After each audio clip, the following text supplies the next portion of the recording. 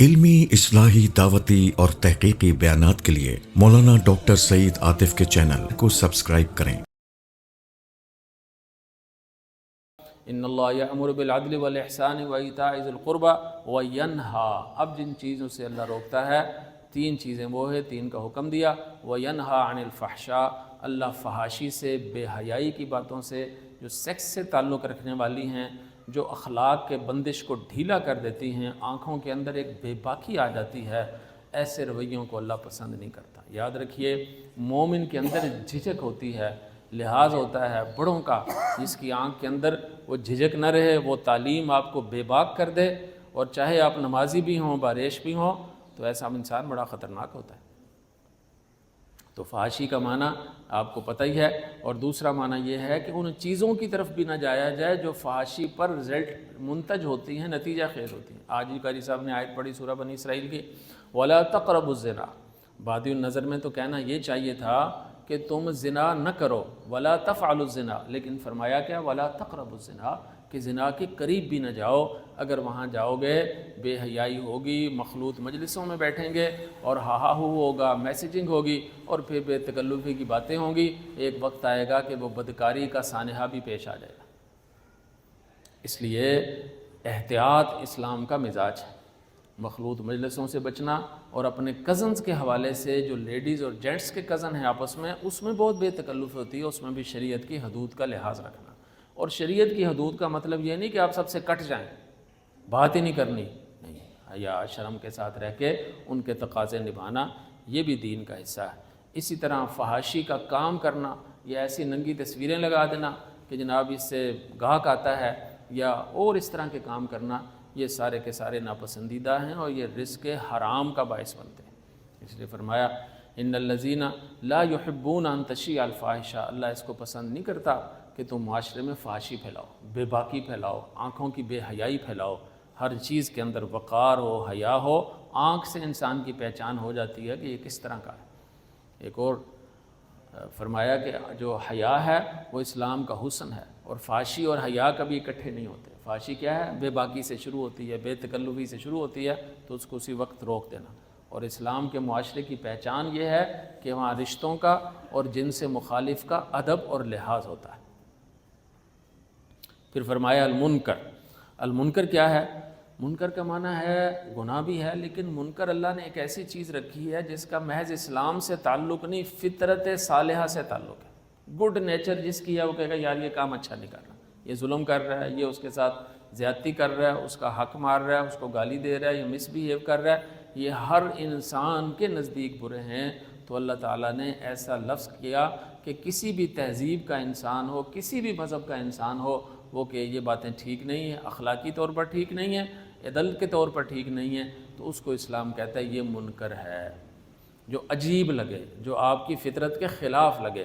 تو اس لیے کہیں زیادتی نہ ہونی پائے، یہ نہیں کہ ہر جگہ ہی ہمیں قرآن نے روکا ہو۔ قرآن ایک مزاج بناتا ہے، حدیث اور نبی صلی اللہ علیہ وسلم کی سیرت ایک مزاج بناتی ہے، اس مزاج کے نتیجے میں زیادتی ہوتی نہیں۔ اگر ہر جگہ آپ دلیل ڈھونڈیں گے جی اس کا کمپیوٹر پہ میں نے کیسے ہاتھ رکھنا ہے، کیا نہیں کرنا، وہ تو وہ تھا نہیں۔ ابھی اگر لیپ ٹاپ اور اس میں غلط میسیج لکھا گیا ہے تو یہ بھی اسی میں المسلم من سلم المسلمون من لسانہ ویدہ، ٹھیک ہے۔ اب آپ نے ہاتھ سے اس کو کچھ نہیں مارا، لیکن آپ نے اس کو غلط میسج کر کے رشتوں کی حرمتیں توڑ دی ہیں، یا بد اخلاقی پھیلائی ہے، یا آج کل کا جو ایک وائرس پھیلا ہوا ہے وہ سیاسی پولرائزیشن، پولیٹیکل، کہ میرے لیڈر جو ہم سے ہے وہ بہت پاکیزہ ہے، اور دوسرا اتنے اچھے اچھے لوگ ہیں، میں باریش پیارے پیارے، حیران رہ جاتا ہوں ان کی زبان کی بندشیں جس طرح ڈھیلی ہو گئی ہیں، بندہ پریشان ہو جاتا ہے۔ تو اس معاملے کے اندر بھی دیکھیں کہ وہ جو لیڈر ہیں، کیا اگر ان کی متعلق آپ نے جو باتیں کہی ہیں کل وہ غلط ثابت ہوئیں تو آپ کو موقع ملے گا کہ آپ ان سے جا کے معذرت کر سکیں، معافی مانگ سکیں؟ ان کی نیکیاں اگر ہیں تو وہ آپ کی نیکیاں ان کے کھاتے میں چلی گئیں، اور ان کی برائیاں آپ کے کھاتے میں آ گئیں۔ اس لیے یہاں بھی دیکھا جائے کہ ایسی ناپسندیدہ بات جو کسی کو منہ پر نہیں کہی جا سکتی وہ بھی منکر ہے۔ اور پھر آخر میں فرمایا بخش، بخش کا معنی کیا ہے؟ سرکشی۔ یہاں قانون حرکت میں آئے گا، جو بندشیں توڑنے والا، حدود کو کراس کرنے والا، سرکش ہو کے توڑتا ہے۔ ایک ہے گناہ گار، وہ نادم ہوتا ہے، اس سے بھی خلاف ورزی ہوتی ہے، اور ایک کہتا ہے ہاں میں توڑ رہا ہوں، جو کرنا ہے کر لو، یہ بہت بڑا گناہ ہے۔ اور بغی یہ ہے ہی گناہ، دین کی حدود کو توڑنا، شرافت کی حدود کو توڑنا، والدین کی محبت اور احترام کی حدود کو توڑنا، اور کوئی اسٹیٹ ہے تو اس کے ایسے قانون کو توڑنا جو انسانوں کی فلاح کے لیے ہے، اور کہیں جی سب سے پہلے میں پتھر ماروں گا، سب سے پہلے میں اس عمارت کو جلاؤں گا، تو یہ ساری کی ساری چیزیں بغی ہیں، سرکشی ہیں۔ اسلامی حکومت کے لیے گنجائش ہوتی ہے کہ ایسے لوگوں کو سخت سے سخت سزا دینا چاہے تو وہ قانون سازی لیجسلیشن کے ذریعے دے سکتی ہے، صرف یہ نہیں۔ اس لیے بغض کا ایک کامن لفظ رکھا کہ اس کے اندر جہاں بھی سرکشی آئے گی۔ ہمارے یہاں رد عمل بہت زیادہ ہوتا ہے اور منفی ہوتا ہے، یعنی اب کراچی میں دیکھیں کہ ایسا واقعہ ہو رہا ہے، اس طرح بندے مار رہے ہیں، اس طرح کر رہے ہیں، یہاں ادھر ادھر، تو اس کو کنٹرول کیا جائے کہ ہم باوقار شہری ہیں۔ احتجاج کی بھی حدود ہوتی ہے، مار دو، توڑ دو، جلاؤ، گھراؤ، یہ اسلام کا مزاج نہیں ہے۔ عرب ہو یا عجم ہو، جو اس طرح کے لوگ ہیں وہ چھپے ہوئے دہشت گرد ہوتے ہیں، چاہے وہ نمازی کیوں نہ ہو۔ عجیب انداز سے مارنا توڑنا، کچھ جماعتیں تو اس میں ٹریننگ دیتی ہیں، تو یہ ساری کی ساری بک جاتی ہیں۔ اگر کچھ صحیح اسلامی نظام والی حکومت آئے تو وہ قانون سازی کرے اس طرح کی چیزوں کی کہ جو بھی معاشرے کے اندر افراتفری اور انتشار پیدا کرے گا اپنی بات کے ذریعے، اپنے کمنٹس کے ذریعے، اپنی حرکت کے ذریعے اور اپنی بدتمیز زبان کے ذریعے، تو وہ بخش کی ذیل میں آتا ہے۔ اس بخش کی سزا کیا ہے؟ وہ موت سے نیچے کوئی بھی سزا اپنی حکومت اور اپنی جو عدالت ہے وہ دے سکتی ہے۔ اس لیے اللہ تعالیٰ نے فرمایا یہ 3 چیزیں کام کرنے ہیں اور ان 3 چیزوں سے رکنا ہے۔ جو کرنے ہیں اس میں سب سے پہلے عدل ہے، ہر ایک کے ساتھ اپنی ذات سے شروع ہو اور جسٹس تک اور جانوروں تک اور انسانوں تک اور ہواؤں تک، حتیٰ کہ پودوں تک۔ پودوں کو جلنے نہیں دینا، ایسے پودے جو راستے میں ہیں ان کو کاٹنا نہیں۔ حضرت ابوبکر صدیق نے یہ نصیحت فرمائی جہاد والوں کو۔ تو عدل کا دائرہ پھیلا ہوا ہے، اور احسان کیا ہے؟ ہر ایک کے ساتھ بھلائی کرنا۔ عدل قانونی حوالے سے ہے اور احسان اخلاقی حوالے سے ہے، یہ دونوں ملتے ہیں تو معاشرہ آگے بڑھتا ہے۔ اور اب معاشرے کی خیر کیسے پھیلے؟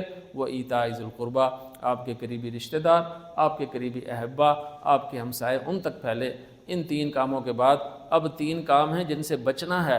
ان میں پہلے کیا ہے؟ فحشی، اور دوسرے نمبر پر کوئی بھی ایسی برائی جو اخلاقاً بری سمجھی جائے، اور سرکشی کی تو نوبت آنی ہی نہیں چاہیے۔ گھر میں کوئی ہے تو اس بچے کو سمجھائیں اور اس سے برات کا اظہار کریں کہ بھی میں اس کا ذمہ دار نہیں ہوں، یہ خود بالغ ہو گیا ہے۔ تو فرمایا یعظکم بھی، اللہ تعالیٰ تمہیں یہ سمجھا رہا ہے، لعلکم تذکرون، تاکہ تم یاد دہانی حاصل کر کے اپنے رویوں کو درست کر سکو۔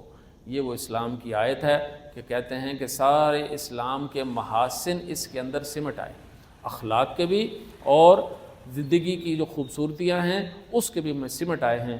اللہ ہمیں یہ نبھانے کی توفیق۔ And please don't forget to like and share.